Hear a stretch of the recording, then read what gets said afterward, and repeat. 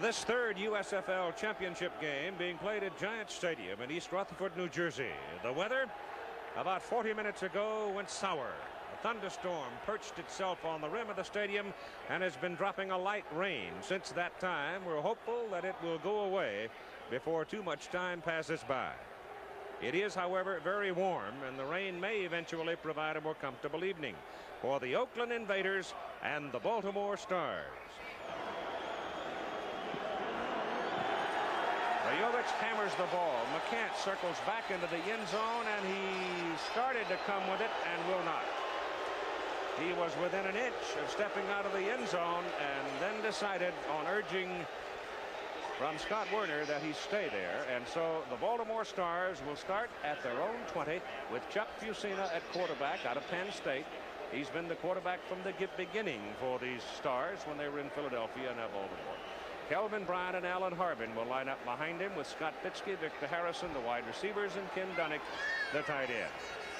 And here's the first snap of the ball game. Yellow 58. Fusina throws on first down. Caught from behind. He had nobody to throw to. He's pulled down at the 15-yard line by Monty Bennett, who led the Oakland team in sacks this year with 7. He's a big guy who had a year with the New Orleans Saints. His college was Kansas State. He's 6'4", 275. The offensive front for Baltimore consists of Joe Conwell, Bill Dugan, Bart Oates, Chuck Comiskey, and Irv Eatman. And it's a very good offensive front. And it's perhaps unusual that somebody would penetrate this early to get a sack on their quarterback, but he had plenty of time to look around and simply had nobody to throw to. So it's second down and about 15. And the ball is given to Kelvin Bryant. And Bryant will get 1 yard as the Oakland Invaders defensive unit swarms all over him. They play a 3-4, these Invaders, with Monty Bennett, Tim Moore, and Dave Browning. Reuben Vaughn alternates at nose tackle. The linebackers, and they're good ones. They're Ed Smith, Gary Plummer, Ray Bentley, and David Shaw. And the secondary consists of corners Vito McKeever and Derek Martin. The strong safety is a big hitter, David Greenwood, and John Sullivan is the free safety. 4-2. No, penny. It is third down and 14. Fusina's pass is away, and it is caught by Willie Collier. Coming off a separation of the shoulder, and Collier breaking free. Fusina was absolutely perfect with the pass, and it's first down Stars, and now they've got breathing room. Jim Morris said that he didn't think the weather would be a factor, and certainly it has not stopped him from executing his game plan, starting out the game with a pass, somewhat unusual for this ball club against this team. Here on 3rd and long, Willie Collier finding an opening over David Greenwood, number 31, for the big gain on the first down. Ball is at the 42, and Fusina continues to throw, goes to the tight end Dunnick. And Dunnick steps out of bounds just across midfield and close to a first down. They'll leave him a yard short after the catch. Baltimore uses their tight ends as pass receivers a lot. They're very important in the offensive control of the game for the Stars. Which means, Swanee, that the big guy back there, David Greenwood, is going to be kept busy and perhaps will leave the quicker people to somebody else. Whenever they come into man-to-man coverage, he will be responsible for the tight end in that coverage. Second down and 1. It goes to Kelvin Bryant, and Kelvin has the first down as he punches his way. Just slammed his way to the 48 with David Shaw and Tim Moore making the contact defensively. I am somewhat surprised at this opening drive for Baltimore. I anticipated that Baltimore would try and establish the running game and try and maintain control offensively. The one thing they don't want to do is give the ball to Oakland on offense all the time, because they can score a lot of points. They've scored more points in the regular season than Baltimore. But I think because of the receivers being injured, Victor Harrison was hurt, James Carver's been hurt, Willie Collier has not really been tested on his broken shoulder, clavicle. He has not been tested, but yet they're still going for the passing game. On first down from the 48, David Riley has it underneath.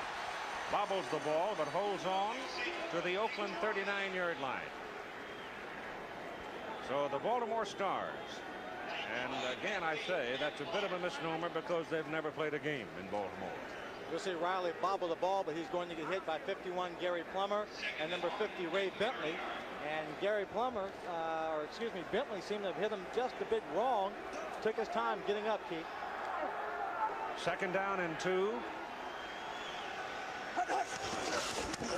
Ball is given to Alan Harvin, and Alan Harvin slides his way to just inside the 38 and will be close to a first down.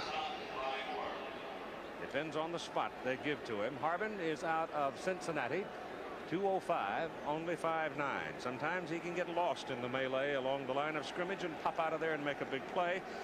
They'll bring in the change. So the Baltimore Stars deserting character perhaps just a little bit, or tendency at least. Character is not the proper word. Deserting tendency and moving the ball upfield on a big third down pass to Willie Collier. And Willie playing with a tender shoulder as a result of a separation. Either one of these teams, Keith, can come out throwing the football and then revert back to the running game. Throughout the course of the season, the Baltimore team passed for 533 times, and they tried to run 564. The Oakland team passed 518 times and ran the ball 519. They need about a foot for the first down. On third down, Fusina keeps it, sticks his helmet into the stack, and Shirley will have it around the 37 of Oakland. And now the rain seems to be easing up just a little bit. It would be a shame to have rain all night long, because I think this is going to be a good football game. After having talked with the players for the last couple of days, Keith, I don't think the rain or snow or anything else would stop them this evening from playing the best possible football they knew how. Ball is just short of the 36-yard line in Oakland's side of the field, and the Stars have a first down. Bryant and David Riley are in the backfield. Play action to Bryant. Fusina gets some pressure, throws to Bryant. He's got it, 25-20, and down to about the 16-yard line. Kelvin Bryant slipping through the crowd into the short zone, and one-on-one, he is a holy terror. He certainly is. He just goes where his instincts lead him. Midway through the season, he was injured, had some ankle problems, came back, didn't seem to have the condition he needed to really pull this team along. He's come on just as this entire team has developed throughout the season. I didn't give him a chance to be here in the playoffs, but here they are. Fusina's 4 out of 4 to 4 different receivers. It's first down at the Oakland 16. And Chuck back to throw one more time. Goes into the corner. It is Fitzke. Touchdown.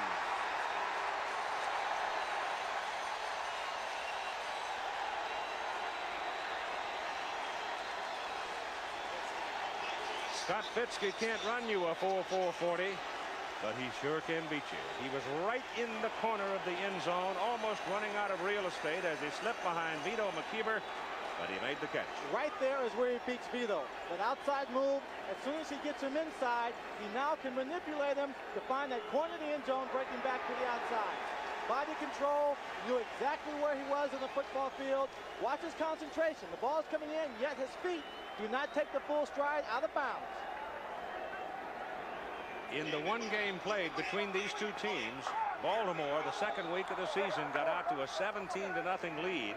Anthony Carter caught a pass to tie at 17 with 1 second to play, and then they played a scoreless overtime. The extra point try by David Trout nailed.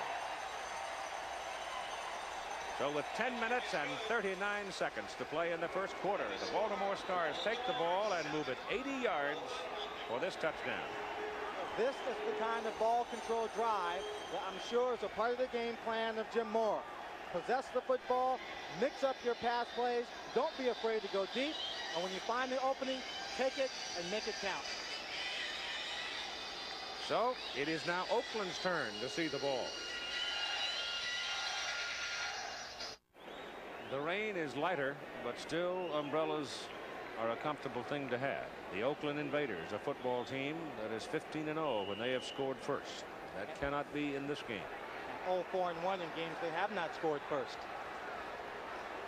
The Baltimore Stars now with the football out near the 27-yard line have got to go to the 45 for their first down. They need 18 yards to send Kelvin Bryant into the middle, and he spins it up to about the 31 before he is thrown down, losing that arm pad in the process, and it will be fourth down, or it'll be third down for Baltimore now. And Bryant trying to see if he's going to come out, but he will stay without the arm pad. He's been nicked and bruised, I think, virtually the entire season. But he is a big game player. Yes, now he's coming out. You see there his stats for the playoffs. Solid performer. This could be a very interesting, a very important play here, Keith. If Oakland can hold him, they can obtain field position here, something neither team has had so far in their first possession. 3rd and 14. Bennett gets in and hits Fusina. The pass is intercepted by David Greenwood on the way to the corner. Touchdown.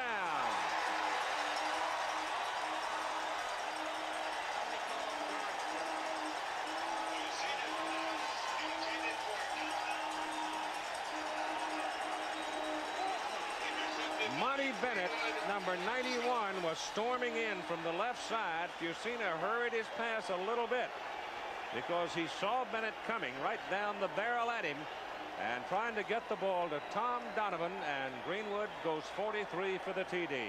That's number 91 Bennett. He does a good job in positioning Eatman, going by him on the outside and then laying a stick on Chuck Fusina. But now watch the position of David Greenwood. He has to hold back here a little bit. He gets up in front, takes the ball away. Now he knows he has clear sailing down the sideline. So the former high jumper takes it in for the touchdown. And Novo Bojovic now, and they make it a 44-yard return. Will try to tie it up. And he does.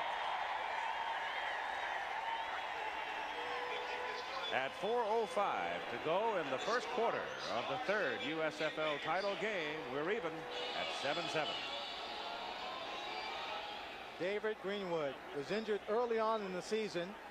Marcus Quinn was a guy who was playing for this team in the secondary. He had a great year, was traded down to Tampa.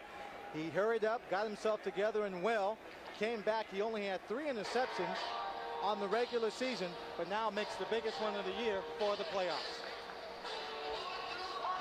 This young man evens it up in a hurry. It's a tie ball game with 4:05 in the first quarter. Bojovic will kick off with McCants, Worthy, and Werner deep for Baltimore. A 7-7 ball game. Low skidding kick. They leave it alone. It might go out, and it does. That'll cost them 5, or they have an option of taking it at the 30.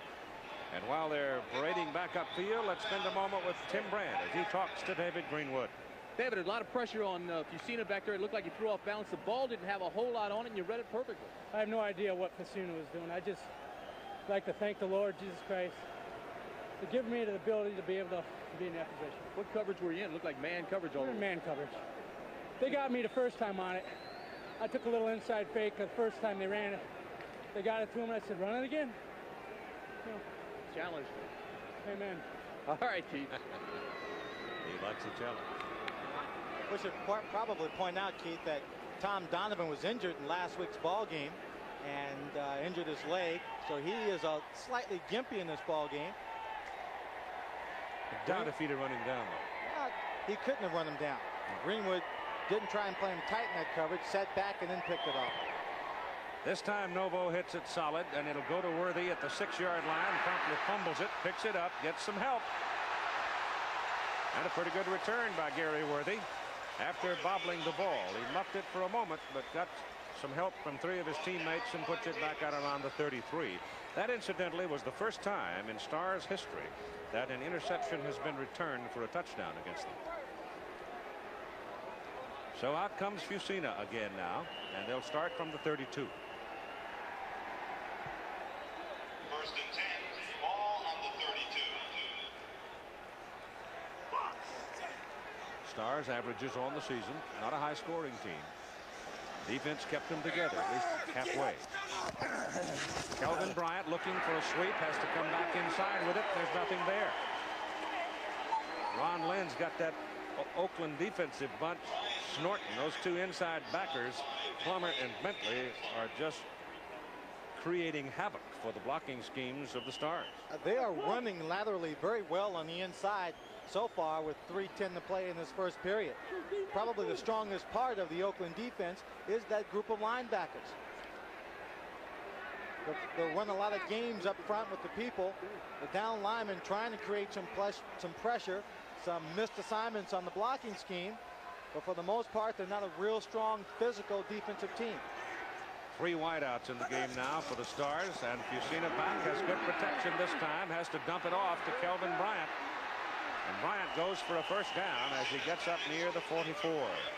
Gary Plummer, again, the backer trailing the play, making the stop. There were 3 linebackers there. Smith, Bentley, and Plummer making the tackle on Bryant as he got up to the 44-yard line. As you see right here, David Greenwood coming in on the pass rush. Bryant just slips by him when the hole gets open there, makes the catch. Short pass, but for a long gain, and that's his 10th catch of the playoffs, and the only person who has more catches in the playoffs happens to be Anthony Carter, who came in with 11. And who's yet to see the ball in tonight's game.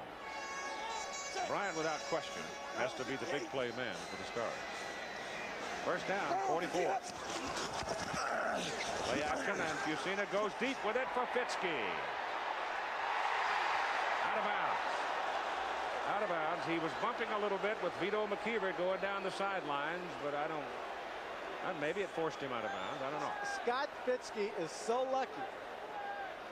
I mean, he is so lucky they don't call him for pass interference, because just prior to making his catch, or attempted catch, over Vito McKeever, he reached back and looked like he just pushed him, straight-armed him to get a cushion. But the official apparently just didn't see it. It's right there. You see the arm go back. Now, it's okay to jostle, to have a little contact, but that's where you usually get the interference call on the offense. Second down and 10. Bryant.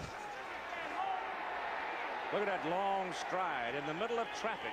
He knows he's running out of territory, but he takes that long lunge ahead and comes up in a fist fight. 1:40 to play. Bryant's hot.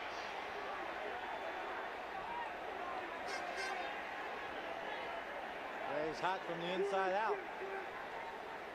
Apparently he feels that someone gave him extra jab down underneath. But here's that long stride, Keith, you're talking about in traffic. He's looking for an opening. He's weaving on right about here. There's that stride. He just takes it, one man holding on to an ankle, and he just stretches it out there. That was about 4 yards, wasn't it? It sure was.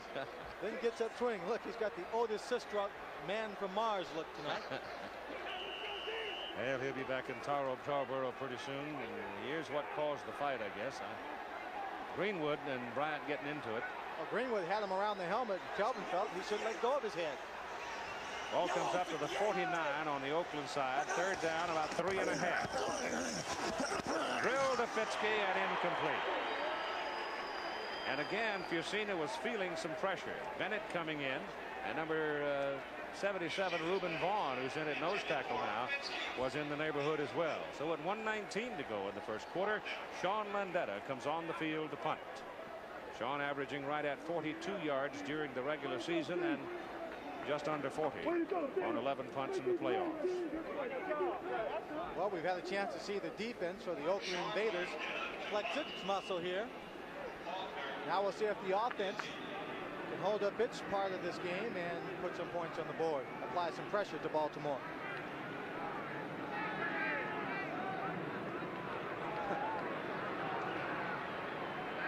Something new. Stars shifting around. If they could pull them offside, that would be a first down. There's a man in motion on punt formation. You don't see that, but the snap is high. Landetta saves it and it spins it out of there. And they got a chance to down it deep. And they do. At the 1. Mark McCants, the hot man on kick coverage, hustling downfield and puts it down on the 1. It was a 48-yard punt with a roll. All of that movement and shifting and a man in motion in punt formation. But Oakland kept its cool and the Invaders didn't jump. Hebert out of the end zone. Goes for Carter. Lane is there. Penalty flag. Carter ran up his back. Smart move. The best thing Anthony Carter could have done under the situation. Garcia Lane was back deep. And Keith, don't tell me Anthony Carter didn't go back and say I was wide open the first possession the last time. Whatever you do, Pass interference. Bobby, Number throw 1. it in the air. Offense. Loss of down. I can beat him. But right here, Garcia Lane is going to make the catch. Anthony Carter did the best thing by here creating the pass interference and knocking the ball away from him. We saw last week where a defensive back for the Birmingham Stallions is tripping, falling down, and let a receiver catch a ball, Victor Harris, in the end zone for a touchdown. He should have grabbed him, stopped him from doing it. Here, Anthony Carter may get a penalty, but his team still has possession of the football. On second down and 10 from their own 1. With 20 seconds to go in the first quarter, a 7-7 tie.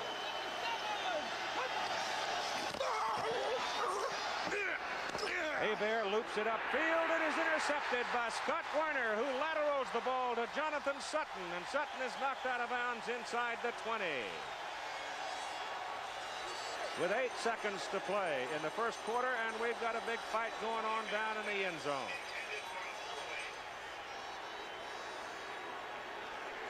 We had 2 big guys, Pete Kugler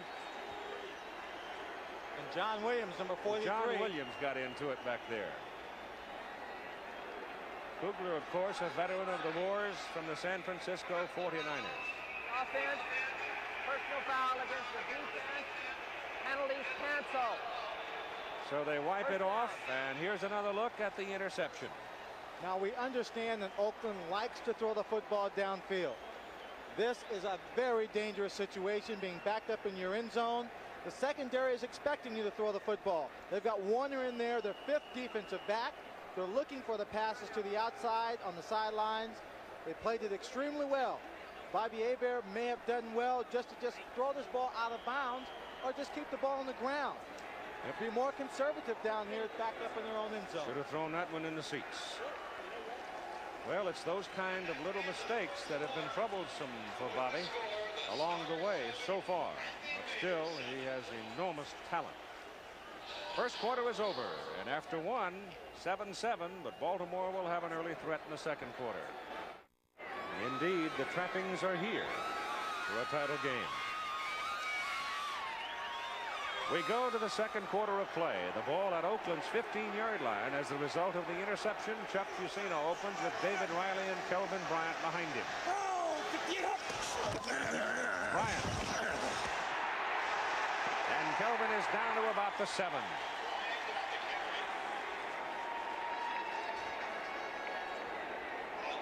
That opening drive by the Baltimore Stars gives them the obvious edge in the stats. As you see there in time of possession, have a fantastic edge, and their yards passing is somewhat unusual. 81 yards passing to make up their total of 111. A very strong opening drive is the credit, is what you have to give credit to most of that yards for. From just inside the 7, Bryant goes up the middle, touchdown. Looks like they're trapped in the middle, and Kelvin tap dance through it easily. There are a lot of tempers flaring out there, Keith. After the play was completely over, one of the players, I don't know it, one of the Oakland players was very upset. I think it was a linebacker, Plummer, was very upset about something that happened in the course of this drive, or that last play, pushed one of the Philadelphia players, and the flag was thrown.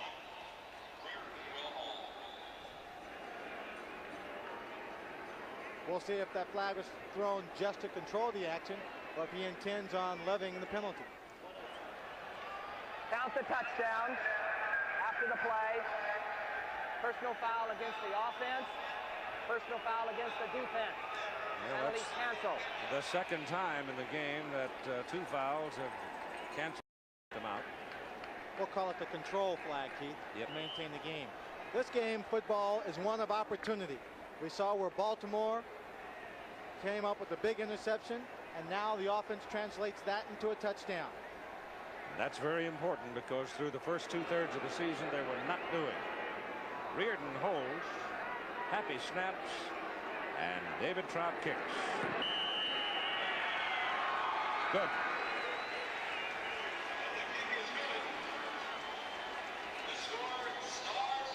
A couple of looks. First, from the ground level, watch the hole Bryant finds. It just opened right up that block right there, where the entire line was just pushed down and the hole was opening up. I think if you look at it from our end zone camera, They're overplaying the right side just a bit. You see the good block on 50 on the linebacker. Kelvin Bryant reads it, cuts to his left, and it's an easy touchdown. I believe that was Riley that took down the linebacker, and from then on it was nobody. So it is now 14-7. The Stars back to the lead. The rain has let up now. I really don't see any falling for the moment, though a few umbrellas are still out. 14-7 Stars as Trout prepares to kick off. Low knuckleball that Brown takes at the 12.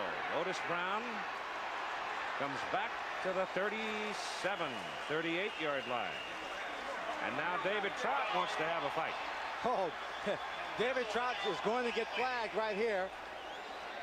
I don't know who initiated the action. Now he's getting a lecture from Moore because Moore saw it also.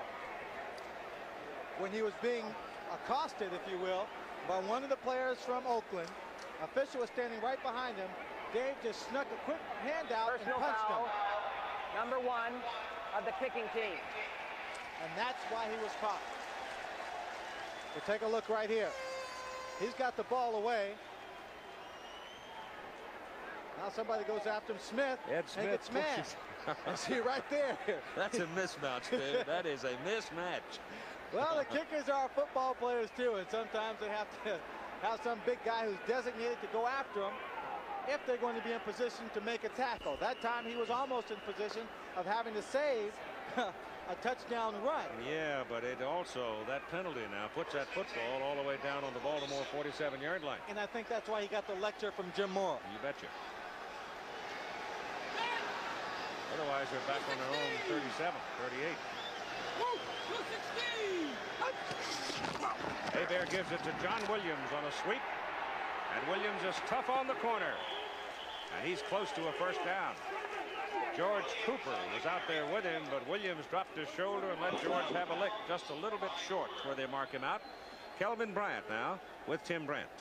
All right, Keith, and we're going to talk about the touchdown play. Let's take a look at it. And it looked like they ran themselves out of the play, and you made a nice cut.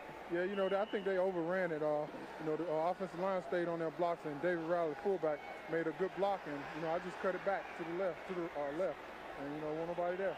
Well, David Riley took that linebacker and put him right down. Yeah, he did a great job. He's been blocking good all year, and, we just hope we can keep it up. All right, Keith. 2nd and 1 for Oakland. Hebert looks for the big one. Down the middle, it is good. And down inside the 20. Gordon Banks makes the catch. 5'10", 175. Had a couple of years with the Saints. Didn't get much playing time. That is Oakland's second first down of the ball game. Gordon Banks comes into this playoff having caught 62 passes on the season for 5 touchdowns. Anthony Carter ran a deep post to stretch out this defensive team of Baltimore. But there you see number 25, Scott Warner, who was there to make the stop, just short of him breaking into the outside for a touchdown. They mark it on the 20. First down, Invaders.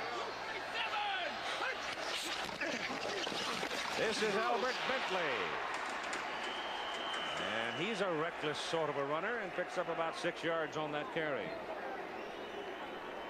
Number 32, Albert Bentley. He was one of these players who came in with the merger of the Michigan Panthers. He did not get a chance to play a great deal while he was with Michigan.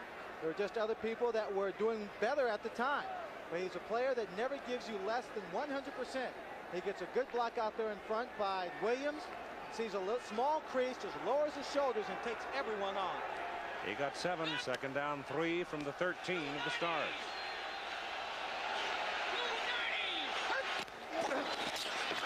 Williams in the middle to the 10, and that'll be a 1st and goal. Pete Kugler got a piece of him, but Williams is a very, very tough short yardage runner. He, like Greenwood, out of Wisconsin, 3 carries. He's picked up 18, 10, and 3 the hard way. Picked up an excellent block from number 74, Ray Penny, the left tackle, former teammate of mine in Pittsburgh. He came down on number 96, Don Fielder, just stood him up, and that provided a nice running lane for Williams to crack through. A.C. Carter is not in the game at the moment. He's got a tight end in there for blocking. Give the ball to Bentley. And Bentley gets down around the 7, maybe the 6, before he's tumbled out of bounds. One of the things about Bentley and Williams both, when they start running that corner, they just sort of pick up momentum. And though they may run 2/3 of the way across the field, they're going to get something out of it. Well, they just, like you said, they're big people. They pick up steam. They're not the quickest people in the world. So you want to try and make contact with them early to stop that momentum. Split it, split it, split it. Inside the 7, near the 6, Carter is back in.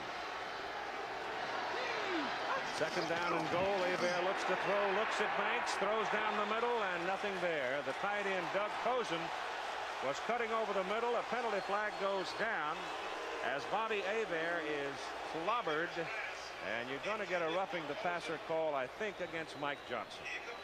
Mike Johnson or Sam Mills. Number 98 is Johnson. Sam Mills is 54. Both of them seem to be getting up from that pile. Personal foul. Roughing the passer. Number 98 defense. Mike Johnson. Here's the blitz. Everybody is coming and their cousin. You see Johnson break through. The ball is gone here. No, that's a close call. Johnson's got his head down. He wasn't really looking up. He knew the blitz was on. There wasn't a lot of time that passed by in order for Hebert to get the ball away. We'll take another look. Usually they don't call roughing the passer in a situation like this unless a defensive lineman goes for the head or he makes a hit well after the ball is thrown. You see right here, the ball is just being released as he's going in the air. That's a close call, Keith.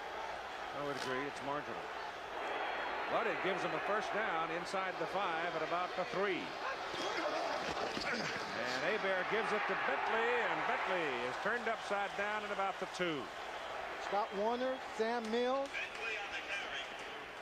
all in that particular play. Scott Warner, I think, was the first man who came in.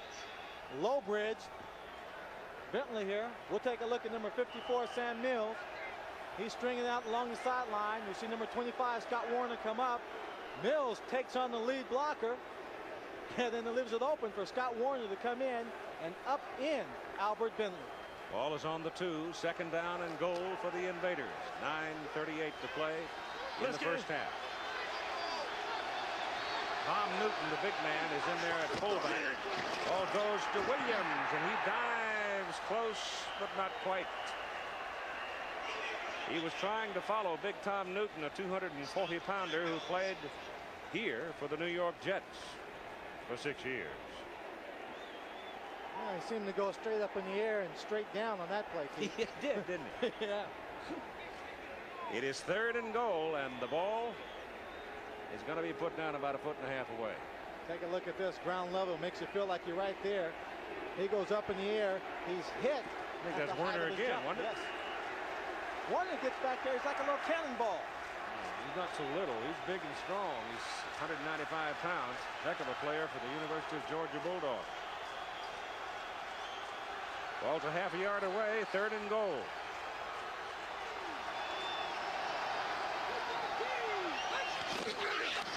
Williams, touchdown.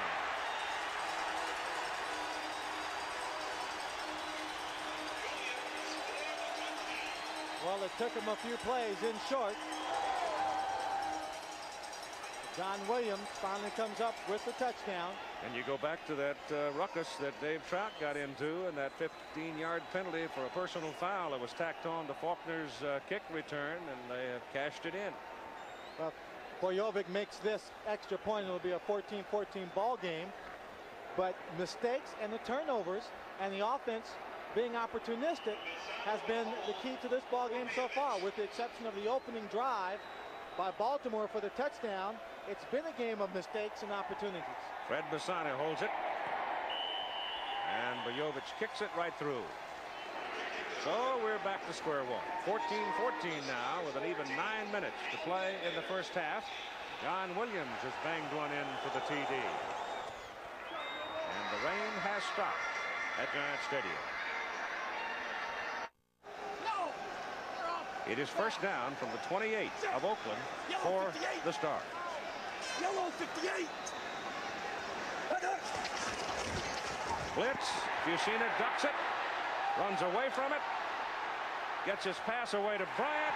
He's got a first down, out of bounds, kills the clock inside the 20.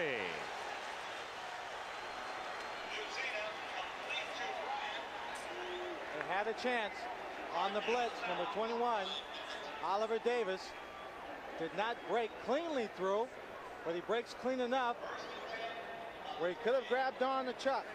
Right here, he just gets sandwiched between. He falls down. But watch here, Reuben Vaughn has a chance to chase him, starts limping, pulls up short. Chuck Fusina has the time and finds Kelvin Bryant, the man who was blocking Oliver Davis when he came in on the blitz.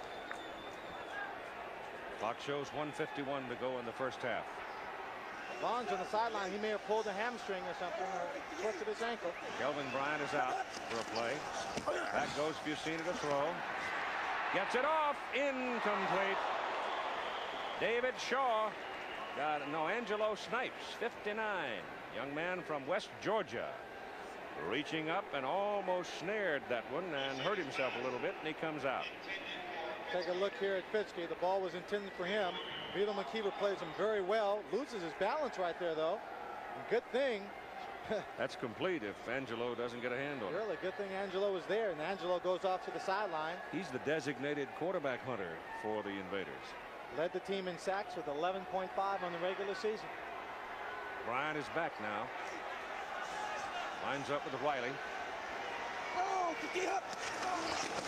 Right up the middle, towards the goal line, touchdown. They blew him away. Blew him away. Caught him in the blitz.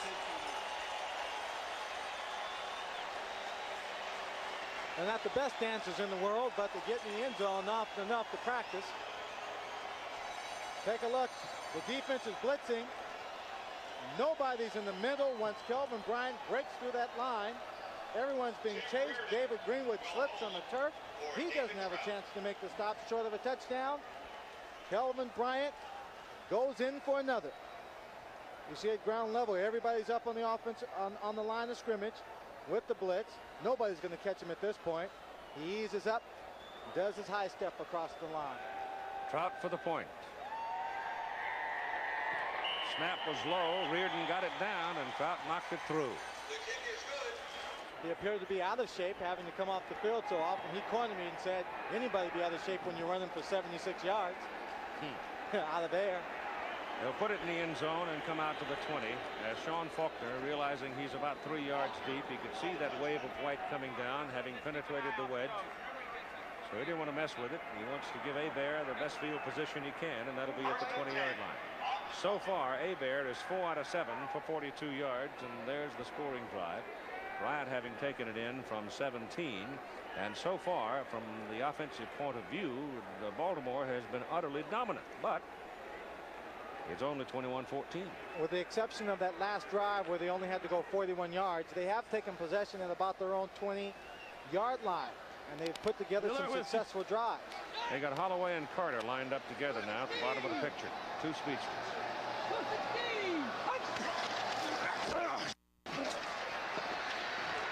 Hebert goes for Gordon Banks, and it's tipped away. Nice play by Garcia Lane.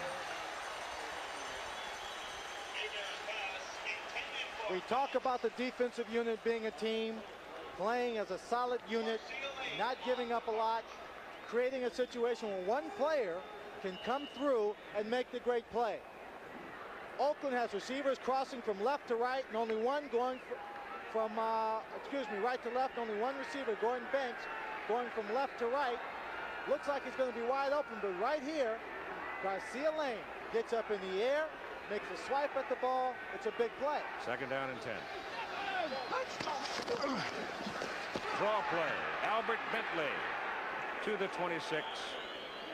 Upended by Sam Mills and Billy Hardy. Oakland taking a timeout right here. With 1:24 to play in the first half. They have 2 remaining. Baltimore has 1 remaining. Both these head coaches, Charlie Sumner, you see there, conferring with Bobby Hebert, and Jim Moore, are coaches who are always very poised and cool under pressure. They don't get flustered. They try and put together the best possible game plans, and both of them have very flexible game plans. They think something's going to work. They come into it. They try and make it work. They can make adjustments throughout the ball game to make it work better. Or if it's not working at all, change it around.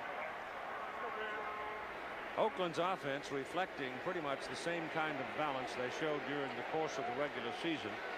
They've thrown 8 times. Bentley has run 6, and Williams has run for 6 plays. Sam Mills came to the sideline for a moment to visit with Vince Tobin, the defensive coordinator for the Stars, and takes the message back to the defensive team, and that's the time remaining in the first half. A contrast in philosophies. Oakland wanting to go deep with the football. Baltimore Stars willing to give you things short. They'll bend, but they try not to break. Mills blitzing. They got him. They had to go across and pick up Mills, and in doing so, Mills showed blitz. They had to adjust for it, and that freed Don Fielder, and it is Fielder who puts Hebert on his back. You see Mills, number 54, coming in from the top. He picks up John Williams, but he brushes off the block of Ray Penny. He actually knocked Ray Penny off the block, Keith, and allowed him to come in to make the sack. And it's Baltimore that calls the timeout this time, because it is 4th down and about 14, close to 15. Baltimore killing the clock with 1:20 to play because they know now they get the ball back at pretty good field position. Watch right here, the pressure. Everybody's coming. And one man gets it. Oh, baby. Yeah, with Sam Mills, it made it possible for Fielder all the way, wasn't it? Nice little move. He just came in. He took on John Williams, number 43, but he just brushed Ray Penny off the block of Fielder with his shoulder. Fielder freed up and came on through. Told Sam he was too short to play in the NFL. Well, play on my team. Oh, I tell you, over the 3 years that we've been covering the USFL, Sam Mills has made as many good defensive plays as anybody I can think about. And he's had as many opportunities also. He has not missed a defensive play for this team in the 3 years he's been here. Watch right now. Stan Talley's a good punter, but Baltimore has everybody on the line. They'll try and go for the block. 10 white shirts.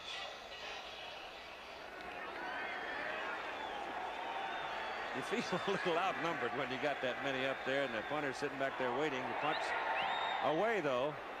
And it's Lane back at the 38. Finds a hole. And comes back to about the 40. He almost broke that. Number 41, John Sullivan, got a piece of him and hung on for dear life, sacrificing fingers if necessary to hold him. Garcia did an excellent job. Stan Talley didn't get a lot of height on it. He got the distance, gave Garcia some time. There are 3 people in front of him right now trying to corral him in. He picks up a block, finds a simple opening, a small opening, and just headed straight down the field. A tearaway jersey, that could have been 6 points. You don't allow those things in professional football.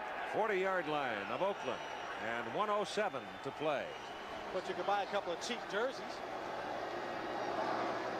Baltimore working with no timeouts. They'd like to get it close enough for a field goal if they can.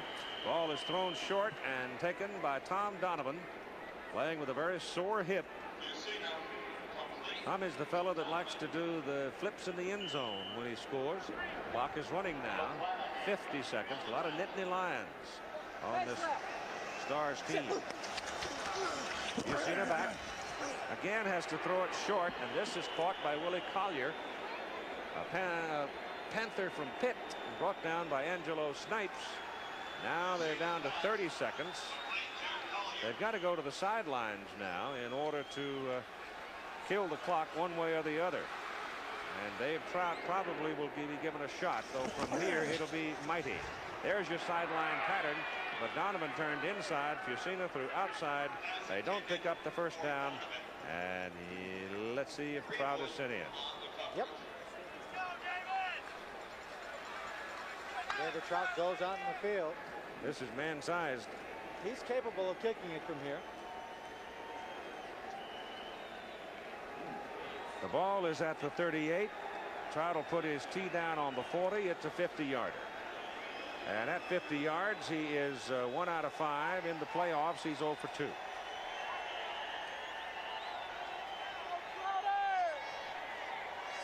Ten seconds on the 30-second clock. Well, they got Monty Bennett wandering around on the offensive side of the ball, but they're letting the clock run. There's contact made on the line of scrimmage. Trout's kick is up, and it is. It looked like it was good. It would have been good, but there's a flag thrown. The 30-second clock shows 0. I don't know whether the clock ran. Why would they let a defensive player wander around on the offensive side of the ball? Illegal procedure. Offense. And the 30-second clock keeps running. It's running again. Look at the expression on Jim Moore's face. His mouth is open. He couldn't believe the call. I'm trying to figure out what the illegal procedure call was myself.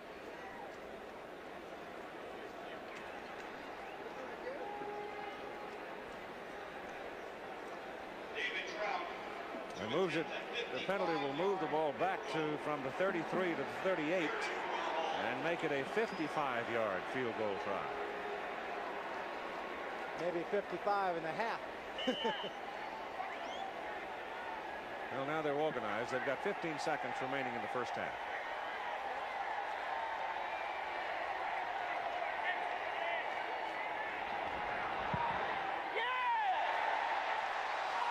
Hooked it left. He had plenty of leg, but he hooked it left. And so they're turned away at 11 seconds to play, which will give Oakland time to load up and go deep one more time.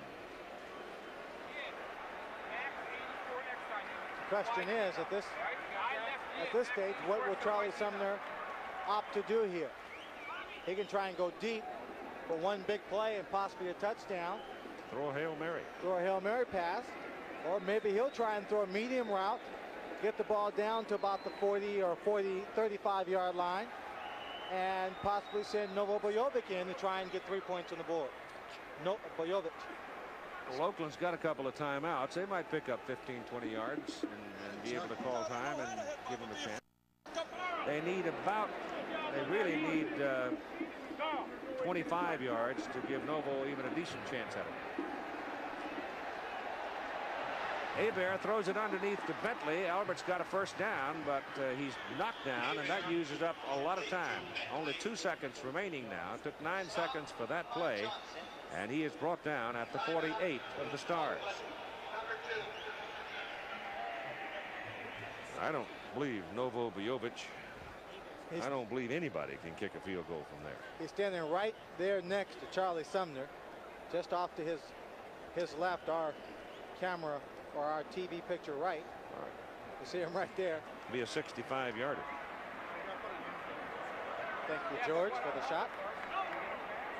Well, he was doing a sales job, but I don't think the coach was listening. Put another garlic in your shoe, Novo. Someone asked Novo what this game would come down to. He said, me. Well, the Tampa Bay game certainly did, though he had missed a chip shot earlier, but he got it when it counted most.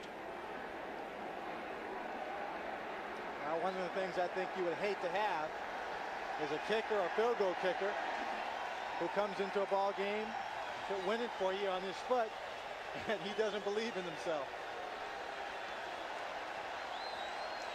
He probably saw a little history right there. They're playing deep in the secondary of Baltimore. Jonathan Sutton is backing up to his 10-yard line. Everybody else is on about the 20. Hebert throws it as hard as he can for Carter, and Carter got his hands on it and can't hold on. Anthony Carter got his hands on it and had a decent chance at catching it. Well, I'll tell you, your heart has to stop just for a moment when you see a receiver, even in the crowd, come this close to grabbing onto it. Look at all the people back there in white jerseys. The ball goes up right there through his arms. He makes the next effort for it. If he gets that hand underneath, he's got a chance to catch it. Few people concentrate as well as in a crowd as he. but he does not hold on. And the halftime score, Baltimore Stars 21, Oakland Invaders 14. The Oakland Invaders, trailing 21-14, will have the first offensive possession of the second half. And Dave Trout kicks off for the Baltimore Stars. A high hanging kick that goes to Sean Faulkner at the 3. And he's to the 17, and that'll do it. All right, Oakland is 15-0 when they score first, right? Right. They're 0-4-1. That philosophy or whatever, superstition, is gone by the boards. Now, I would think this is a terribly important series right here for the Baltimore Stars as we see the halftime stats, and there's an injured man for Baltimore. As you can see there, that Baltimore has dominated statistically in this ball game because they have taken the ball, marched it on that opening drive 80 yards. They've taken it other times in the first half, marched it a good part of the field to get some points, use up the clock. They've also made some mistakes. The interception that Greenwood turned into a touchdown, and of course the penalty against David Trout after a kickoff gave them the field position, allowed them to score. Number 66, Larry McCoy of Lamar, is the man shaken up on the kickoff team. It may be that Larry just had his bell rung a little bit. He seems to be all right, and now he's going to walk off the field. Well, now, I raised the question, Lynn Swan, because you see the injury happen here. Well, he actually banged into his own man. Yeah. In each of the playoff games, the Oakland Invaders came out in the first possession of the third quarter and boom, stuck in the end zone. Let's see if they can do it against the Baltimore Stars. They start just outside their own 16-yard line.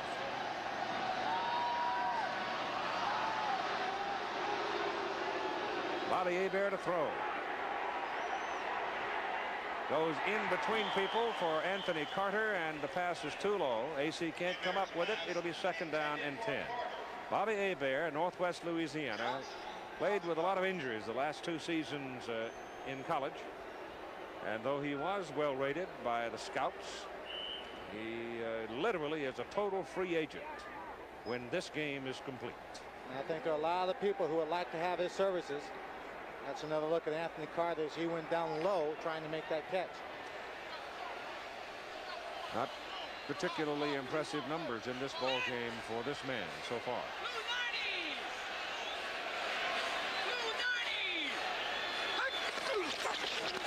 Albert Bentley sweeping. Not a whole lot. The Stars defense it very well, particularly Sam Mills, who was at the bottom of the defensive play. Keith, you talk about the Oakland Invaders and how they came out in the playoff games that preceded this one and did very well in the second half of play. One of the things that they do is they come in and they put in number 70 Steve Wright and number 65 Reggie Irving and number 56 Tom Tenure in on that offensive line. And that's the right side of the offensive line. People that haven't played in the first half. They're fresh, they'll play the third quarter, and then the starters will come back in.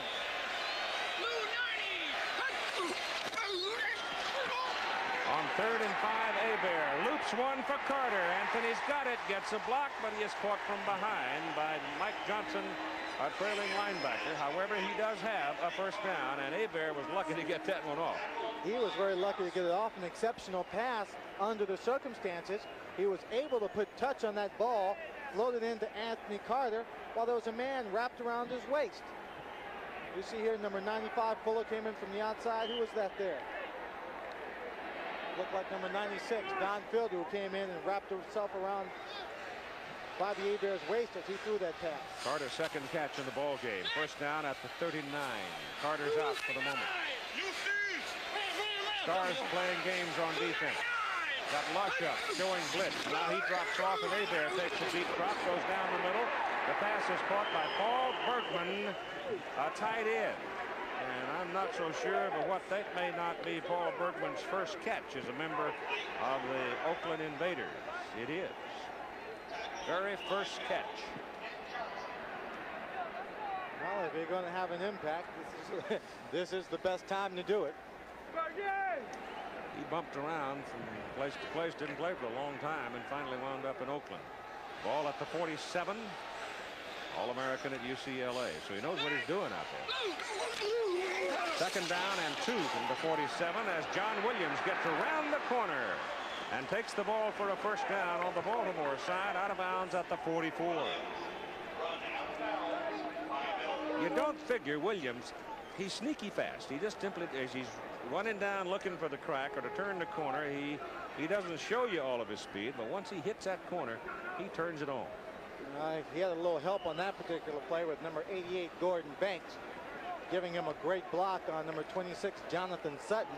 So when he got to that corner, he had some room to turn upfield. First down, Invaders. 3 wide receivers. Tie it up.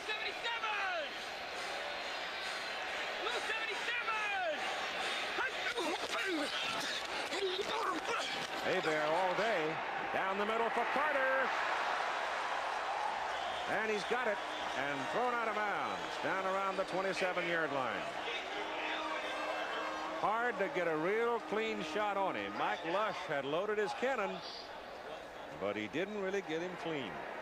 Actually, Lush makes contact, I think, about the 25-yard line and was driving him back. I'm very surprised, Keith, that they didn't give him the mark at the 25. Yeah, he was right there, wasn't he? He was right there. Mike Lush makes the contact and drives him back. They should give him that forward progress.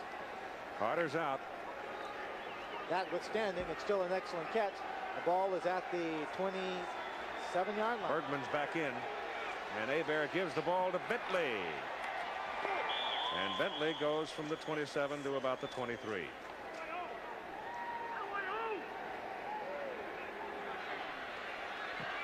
So Anthony Carter coming in and out of the ball game. Both defensive units here this evening are trying to make it a very physical ball game. Everybody's coming up, gang tackling, trying to pop the ball loose, trying to create the mistakes. Second down, about 6.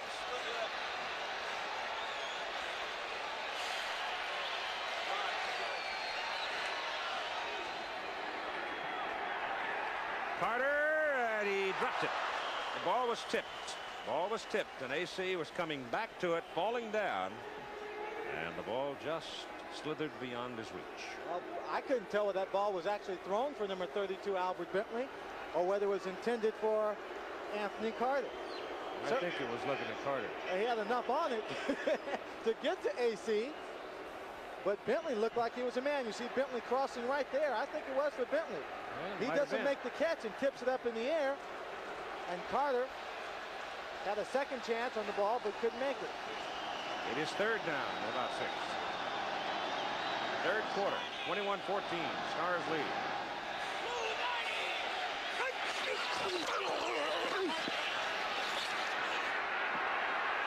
Hebert's going to run with it and pick up a first down and a lot more as the big Cajun gets inside the 5-yard line.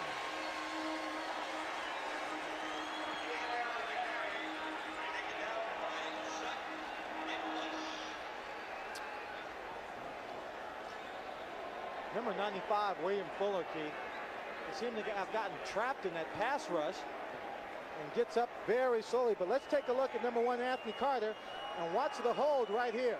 They grab him right there. Gibson reaches for everything he can, bumping him all downfield. He's not called for it. Bobby Hebert does a good job making his decision to run. It is first down and goal at the 4-yard line, and Tom Newton, the big man, comes into the backfield. Lines up with John Williams. Newton has the ball. And Tom goes down about the 3, maybe the 2. The Stars are indicating it's a fumble. Nope, the official holds up 2 fingers. Second down. Oakland maintaining possession. I think Jeff Wisker's the man who covered the ball. That would be number 62, big guy out of Michigan State, left guard. Charlie Sumner had everybody gathered around him. Still I tell you, Charlie Sumner rivals Earl Weaver on the sidelines. He's at least a pack and a half in. All the receivers are gathered around him. They wanted to go back in, try a pass play, but he's got his run offense in. He's got tackles. Number 74, Ray Penny, and Steve Wright at tight end. Albert Bentley. And into the end zone, tipped away. No pass intended for Bentley by Hebert. And there was nothing but a crowd on that side. Bobby trying to force it in. So it is 3rd down and goal. The ball is at, well, it's inside the 3 actually, and officially it would go in the books as a 2-yard play. Credit George Jameson, number 58, for creating the pressure right there on the outside. He comes through, forces Bobby Hebert to get rid of this ball in a hurry. It doesn't give him a lane to run since its receivers are You know covered. what? Jim Mora and Vince Tobin think that Oakland's going to throw it again because of the defensive changes they just made, I think. Yep, but they'll have people plug that middle. And they are going to try to throw it. Hebert rolling out. Throws it high in the back of the end zone, and the pass is incomplete. Intended for Mike Schumann and Billy Hardy, who had just came in. Messed up the play. And Garcia Lane comes off the field, holding the back of his leg. Might be a cramp. Well, no, it's probably his hamstring. The hamstring was injured going into the game last week. He came in and still played well. This week, he did not do a lot in practice, tried to protect that leg. Matter of fact, I saw him trying to bend over, pick up a ball in practice, and he could not really, he didn't want to bend that leg, Keith, and stretch out the muscle. Taking another look at the attempted pass play. No real pressure on him that time. Schulman comes open for a second, but Hebert just floats the ball high. Lejovic is in for a field goal try of 19 yards. And nails it. At 9:28 to go then in the 3rd quarter, the Oakland Invaders don't get the tying points, but they at least get something out of the possession. It is now a 21-17 4-point Stars lead. Been a tough night so far for the Cajun Cannon. Yes, it has. That was his 2nd interception in the ball game, and as I said, coming back for the 2nd half, the team that cuts out the mistakes, I think, will come away with the victory here. That's the first big one we've seen here in the 2nd half. Yusina gives to Alan Harbin. Fumble. Fumbles a football, and the Invaders have got it back. David Shaw covered the loose ball.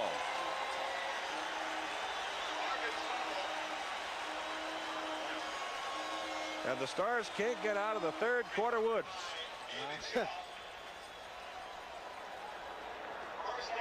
We'll take another look. Ball is going to Alan Harbin. He's in the crowd there. It looks like he just gets hit. Several people. Bentley, number 50, in there. The ball just goes out of his hands. A slow roll until David Shaw jumps on it. And the ball is put down at the 24 of Baltimore. First down, Oakland, with 3:10 to go in the 3rd quarter. So fate is a fickle woman.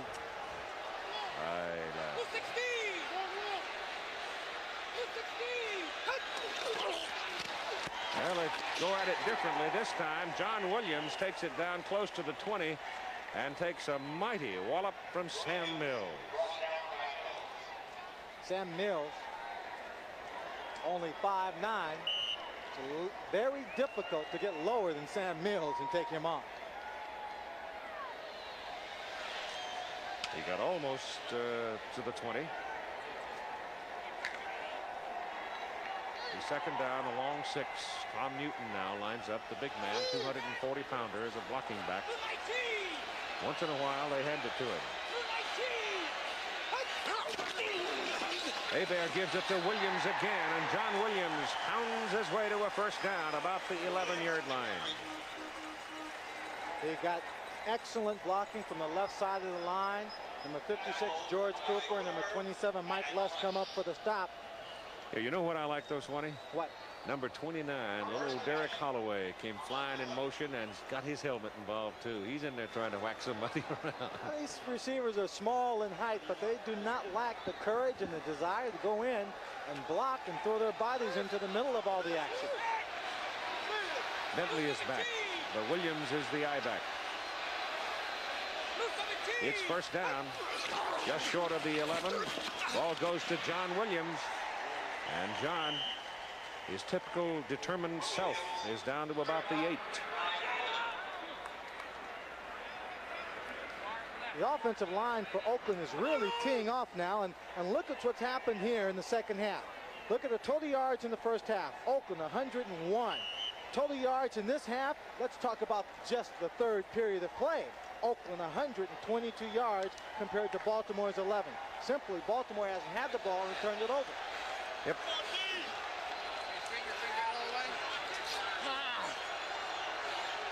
Ball just inside the 8.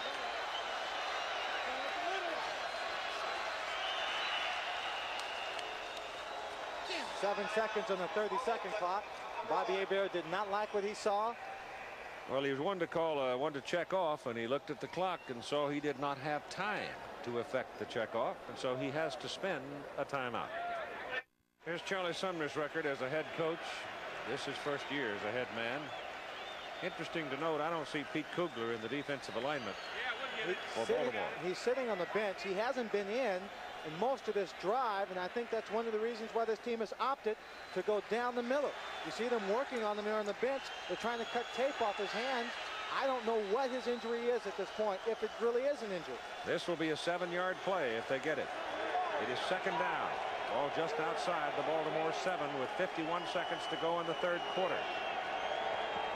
Scott Werner shows blitz. So does Mike Lush. And they're coming, and he gets it away. And Carter, touch.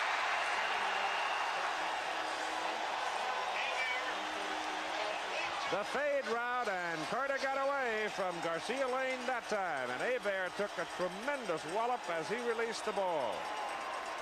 That is exactly what I was talking about. You see Garcia Lane, number 47, having difficulty getting up.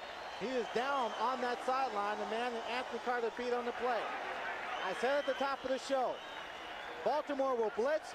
The key will be if under this pressure, Bobby Hebert can get the ball away, and his receivers in man-to-man coverage can come up with the play to get the ball for the scores, for the big plays. Anthony Carter does it here. Excellent play, excellent pass by Bobby Hebert. Look at fielder number 96 as he gets right in his face. Hands up in the air, but Bobby Hebert, 6'4", is able to get it away, floats it to the outside, and Garcia Lane is down. And I have to believe, again, that's his hamstring. Well, they're working on both legs now. It could be a cramp, too. It's kind of a hot and muggy night. AC finally wins one. And the Oakland Invaders have gone to the lead, 23-21, with 46 seconds to play in the third quarter. Yeah, I think it's cramps. Yep. Well, it was about 90 degrees close there, too, in the 5 o'clock area. So it is, even though we did have a little thunderstorm and some rain to cool things down, it's still quite a muggy night. It has been hot here in New York and New Jersey all week long. I think the coolest afternoon is the temperatures may have dropped to about 79 or 80 degrees with high humidity every day. Anthony Carter is going to hang on to that football. Have it painted with the score of the ball game and his accomplishments. No, you're not going to shut him out. You're not going to shut him out. If he's going to play the ball game against you, you're just not going to shut him out. Well, you hope he's just controlling. Yeah. Bojovich for the extra point, and it's good. And so Baltimore continues scoreless in the third quarter in 7 playoff games. Take another look. Anthony Carter. He is, if he's not the best receiver in the USFL, he's in the top 2. Well, he's totally different than your Richard Johnson, Clarence Verdun of the run and shoot. They're different kind of people. Of course, you know, Anthony keeps talking about going to the NFL, and you know who's got the draft rights. Well, the Miami Dolphins have his draft rights, and if they get him, it'll be dangerous. Add him to Clayton and Duper. Yahoo. Pete Kugler has had a dislocated finger. That's what they've been working on, and Pete will play in the final quarter. Right now, you've got 46 seconds remaining, and I suppose you might even consider that something of a successful quarter, because the Stars come out of it and they only trail by 3. That's correct. You see Kugler's finger there. He's probably got it dipped in some ice there. I think one of the more entertaining stories having to do with what happens when this game is done, whichever team wins, Charlie Sumner made it very clear that he was not going to participate, nor would his team, in any kind of a mayor's parade in Oakland. If somebody else wanted to have it, fine, but if the mayor was involved, nothing doing as far as Charlie's concerned. And Baltimore people, well, there's some disagreement as to how they're going to handle that. As a matter of fact, they're not going to have one if Baltimore wins tomorrow. Here's the kickoff going to Scott Werner. And the former Bulldog from Georgia gets it out to about the 24. The city of Baltimore, mayor's office indicating to the team, we're told by team representatives, that they wanted to have the victory parade for the Stars tomorrow, Monday, which meant they'd have to charter airplanes and spend $10,000 to $15,000 to go down and then come back to get their vehicles they drove here. So they're just simply not going to do it. And my suggestion was the Stars, in keeping with the tradition of the season, ought to have their victory party at a truck stop on I-95. They just might. Offside. Kicking.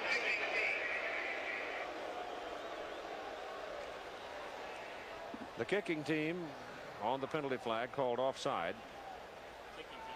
Scott Werner returned the ball out to around the 25. Hit pretty hard by a few people, and they wrestled him down, piled on top. And Scott Werner was kicking all the way at the bottom of the pile and got up with a semi-swing. Didn't hit anyone. What are they going to do? Make him kick it again? Looks like it. Looks like it. Real rough ball game here, and everybody's going after everyone else, even the kicker. Novo grabbing a little face mask. He's not going to take him on. That's another mismatch. That's Ron Crosby, a linebacker from Penn State. Well, that kicker's open target. Every once in a while you'll see a team on the kickoff return unit send one man right after the kicker. Say if you get a chance to give him a clean shot, give it to him. Might shake him up. He might be a little sore, and if the game comes down to him kicking a field goal at the end, maybe he just might be too stiff to get it through.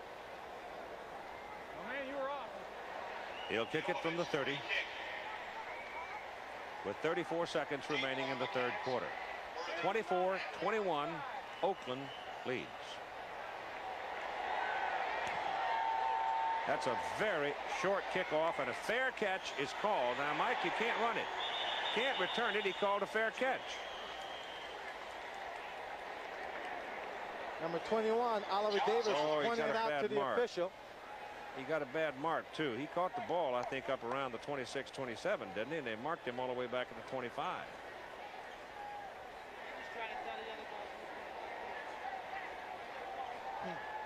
A moment with Tim Brandt as he talks to Carter.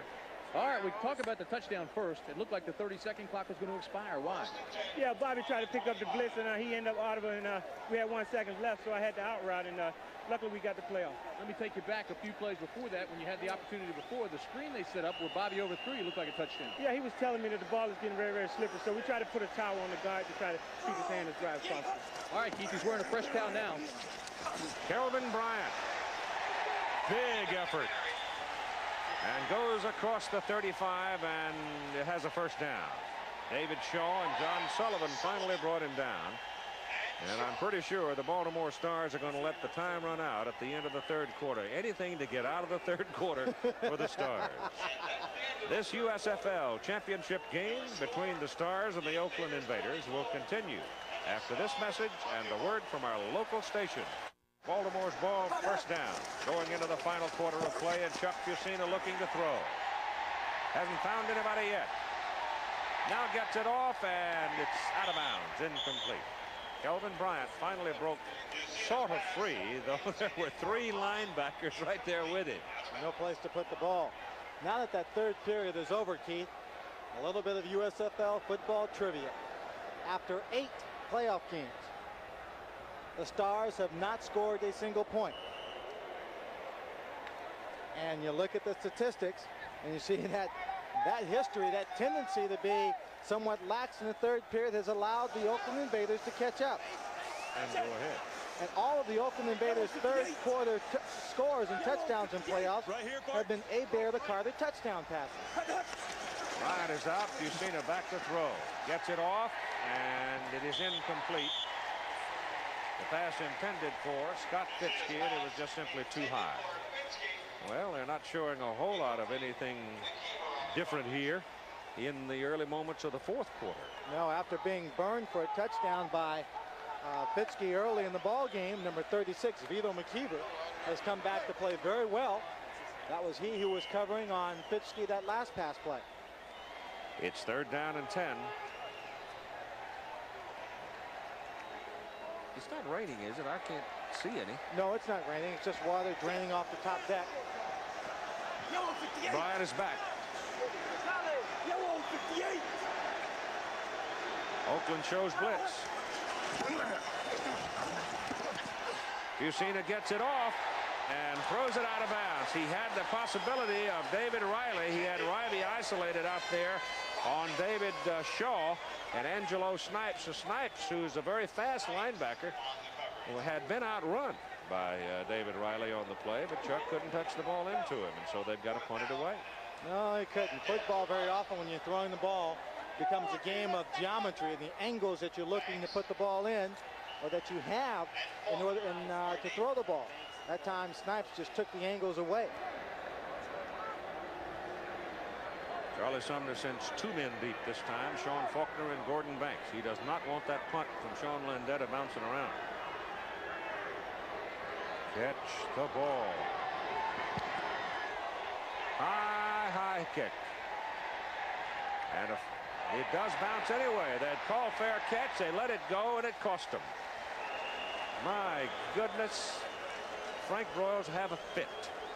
Catch the ball. He called fair catch and then let it go. A 52-yard punt. Baltimore Stars have it. The Invaders lead by 3. And I'm not going to suggest to you that this is anything other than a substantial play in the ebb and flow of this game. He's got Collier. And Collier makes it 1st and goal near the 7 in front of David Greenwood. And he comes out of the ball game. Willie Collier going in penalty on flag. 3rd down plays. See who this one is against. Holding. Number 24 defense. Penalty decline. They'll take the play, obviously. The call was against Derek Martin, and moves the ball 1st and goal for Baltimore at the Oakland 7 with 8:40 to play in the ball game. Well, if they stick it in the end zone, they'll lead by 4. Which means Oakland will have to score a touchdown.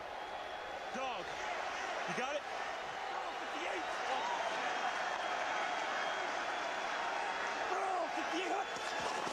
Bryant. Big hole. Touchdown.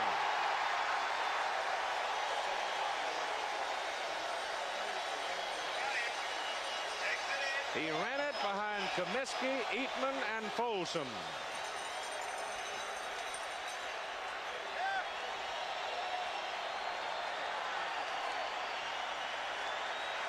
The 4th man on the play for the Oakland Invaders, number 31, David Greenwood. He is the man that has to turn this play inside. Now watch the severe angle he takes as he blitzes in here.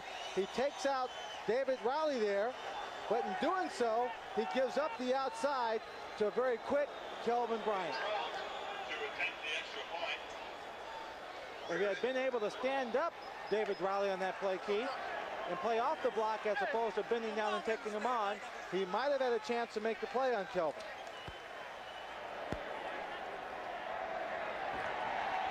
Dave Trout kicks the point good. 28-24. The Stars back to the lead. All the pursuit from the backside was just cut down. Low chopping blocks. That was Comiskey, number 69, out there blocking on number 51, Gary Plummer. You see him out there. He's a big man, but he moves very well laterally. Stands him up, then pushes him back. And as usual, in playoff games and title games, Kelvin Bryant is having a big game. He's run for 102 yards and 3 touchdowns. Let's go back to the point we made a moment ago. that in the possessions that Baltimore has had and started on the Oakland side of the field, now they have scored 3 touchdowns and missed the 1 field goal, the 55-yarder. Football, as I said, a game of opportunity, and they have taken advantage of just about every gift, save one, that Oakland has given them. Kickoff is bouncing around, and Faulkner having trouble getting a hold of it, and he's got a problem now. Back on the 3. Here comes the nerves. Ball bounced around. Sean Faulkner couldn't get a hold of it. You get into a circumstance like that where you can't get a hold of the confounded thing, you just want to stop for a minute and yell, "Help!" That's right. The ball, he slips and the ball bounced high. He thought he could grab it, but then he lost a handle on it. Lost all the timing on his blocking up front, and that was it. He had committed. He had no other place to go. And so the Invaders have to start just short of their own 4-yard line. Trailing by 4 with 7:47 to play.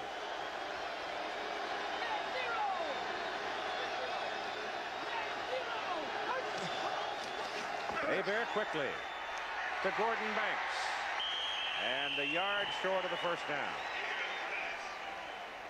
Kelvin Bryant now with Tim Brandt. Kelvin, when you took that corner, it looked like Greenwood had shut it down and closed it back in, but then you got help inside. Yeah, we practiced all week. See, Greenwood, he's just coming in and try to cut the play back inside. And Duck made a great block, and Big Chuck Kaminsky was pulling around there, and he got the inside linebacker Palmer. He's the one who took Plum around? Yeah, he did. All right, Keith. Hey, Keith, tell Swanee that the big guy KB says he still feels fresh. Hey, he looks like it too. 2nd down and 1.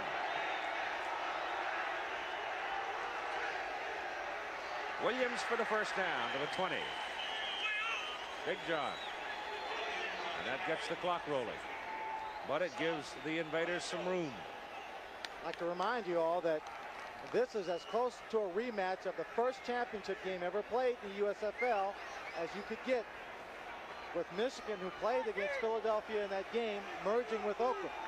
And that ball game, with very little time left to play, it was Bobby Hebert to Anthony Carter for a touchdown that brought them back and gave them the championship. 277! 277! John Williams, good blocking on the corner, and he gets around it. And then loses his balance as he starts to cut back. But he makes a big play out of it up across the 35. Oh. Everything except for losing his balance. That was a great run, Keith. He almost... But watch the blocking. Blocking is tremendous. He gets a good hole on the inside. He's got more people to the outside. That little dip he makes freezes some of the defensive people. That move just completely took out Mike Lush, number 27. He was almost into the sidelines. John has 80 yards now on 11 carries. It's first down Invaders at their own 36-yard line, trailing by 4 points at 6 minutes to go in the title game.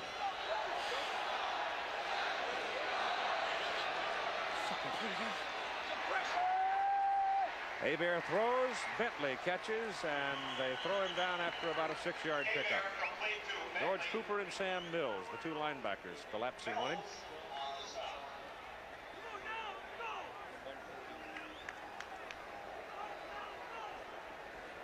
Pete Kugler, the best defensive lineman once again for the Baltimore Stars, is on the sideline once again.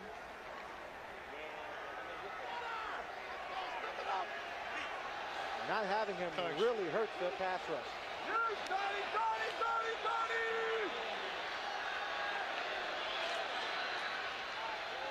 Williams, good blocking on the corner. My goodness, they're just wiping out the people on that side, and John Williams got another big play out of it to the 41 of Baltimore. They're rolling now. They've got all their people working in sync, working together as a unit.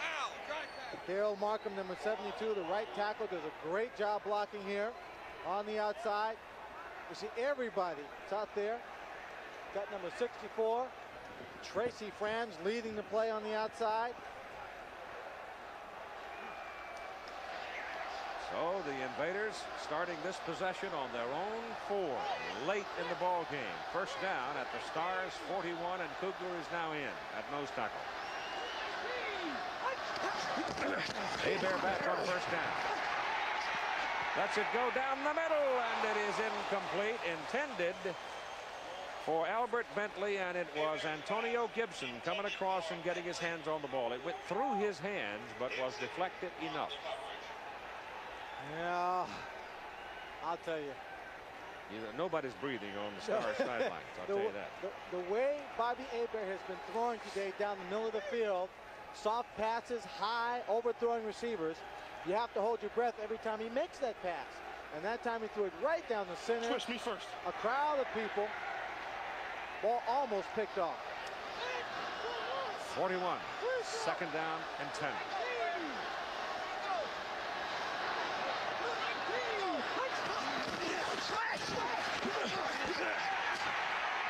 Carter.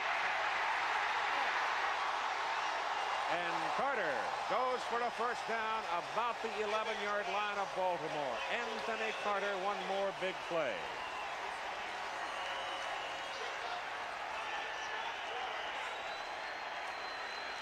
Anthony Carter getting 5 stitches at halftime in that knee of his. Comes across. Again, he has to go up in the air to make this catch.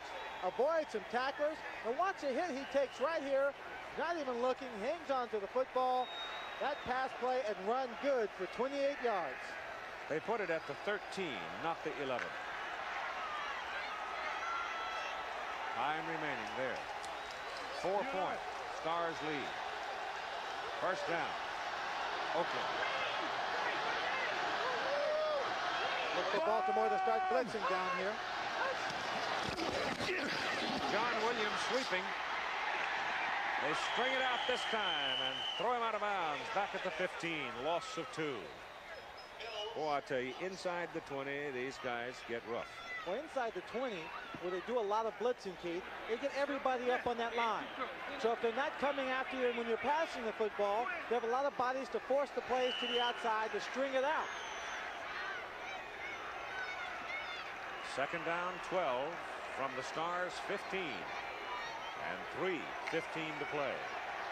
3 wideouts in the ball game again.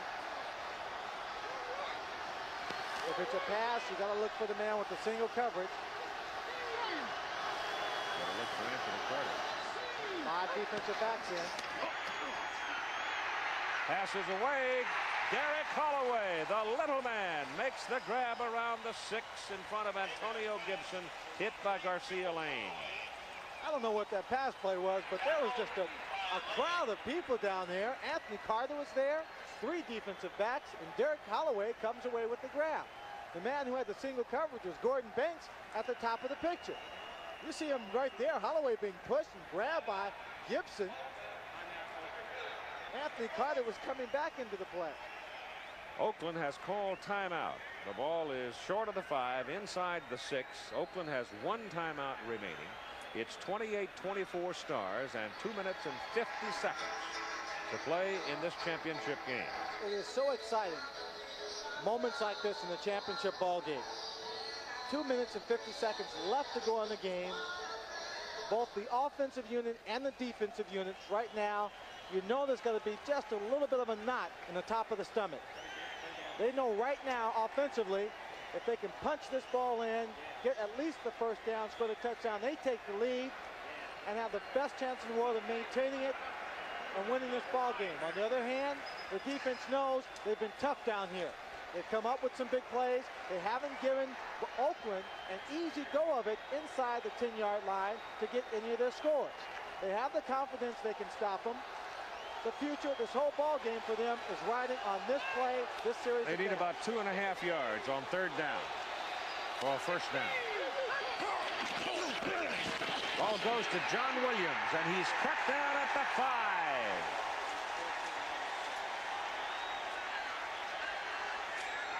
Oh. Now you get a penalty flag. There were a couple of them locked up. Who was it? Tom Newton and Sam Mills, wasn't it? Or somebody. I couldn't tell. It was Tom Newton, and Tom Newton did the worst possible thing he could have done.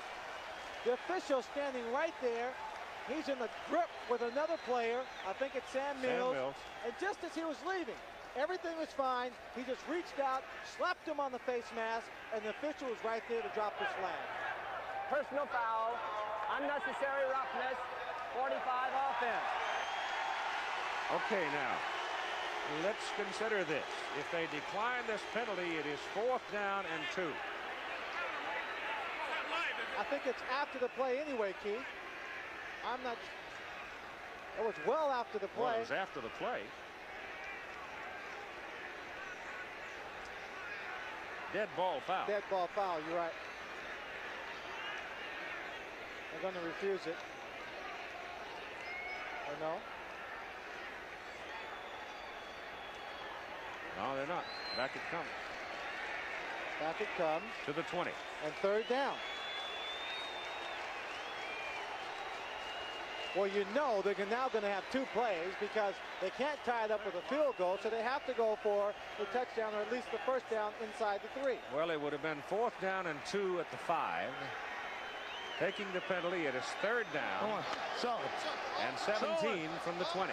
Defense has done such a great job so far this afternoon, Keith. I have the confidence they can stop him for the 2 yards on 4th down. 2:20 to play in the game. The receivers now have more room to operate. Keep it in mind. Hebert looking to throw. Carter cutting down the middle. Goes the other way, and it's incomplete. Hebert was looking for Gordon Banks, and Gordon Banks looked like he might have slipped a little. He was late getting back in front of Jonathan Sutton and had no chance. And it's 4th down. Even if he had made the catch, Keith, on the sideline, it would have been short of the 1st down. Yes, it would have. And Oakland has spent a timeout. So they've got to make a decision here.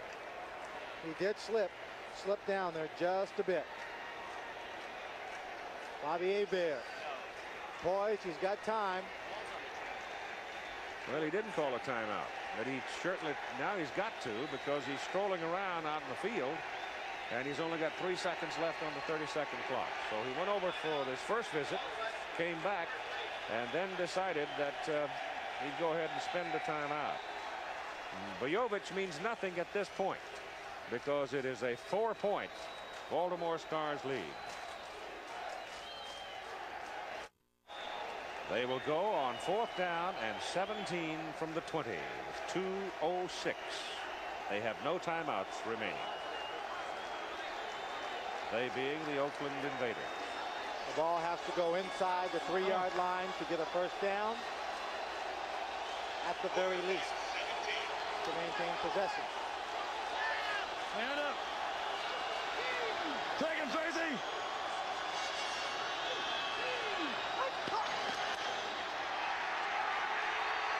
Hebert to the corner and no good. Intended for Gordon Banks and defended by Jonathan Sutton, and the Stars get the ball back at the 2-minute mark, 1:59 to be exact.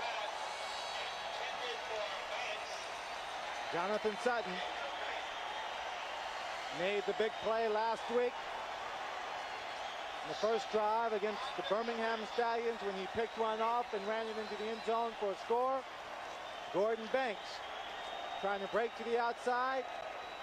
Sutton there to make the play on the ball, thrown high, bats it down, almost into the hands of Antonio Gibson, number 23. Graphically, what we've been talking about. Now, the Baltimore Stars have to run out the clock. Oakland, with no timeouts remaining, can't kill it. And they'll just slam it in the middle. They may, somewhere along the way, want to send Kelvin Bryant around the corner. But the clock is now rolling at 1:45 and still going, and Oakland can't stop it. 28-24, the Stars trying to win their second successive, and they have played in all 3 of the USFL championship games. They go to the fall in 1986, so this is the end of spring and summer football. And the only thing I have to say is good luck. I wish them well. I surely do. Kelvin Bryant again into the middle, and the clock continues to roll along at 1:10 to play in the football game. As Kelvin Bryant gets out of that pile, you heard the noises. We don't want to forget the people who worked on audio for all year. setting up the microphones inside the helmet, giving you very much the feel of this ball game throughout the course of this season. As for the Baltimore Stars, they lived and worked and practiced in Philadelphia. They were evicted from Veterans Stadium and a hassle over the rent. They traveled 3 hours by bus down to College Park and played before few people all season long. They carry the name Baltimore but have never played a game there. They plan to in '86. It's been quite a remarkable organization as Kelvin Bryant takes it one more time and goes into the stack, and the clock continues to tick along at 30 seconds. The game is in the books. The Baltimore Stars have defeated the Oakland Invaders by a score of 28-24. And all the credit in the world to that young man right there, Jim Mora. Kelvin Bryant finishes the ball game with 23 carries, and the last 3 were useful only in running out the clock. They were not trying to make any yards. He picked up 103 yards running and scored 3 touchdowns. And it was the kind of a football game we thought it would be. Tough, bodies flying, sellout time on both sides of the field for all the players, and it wound up a 4-point decision.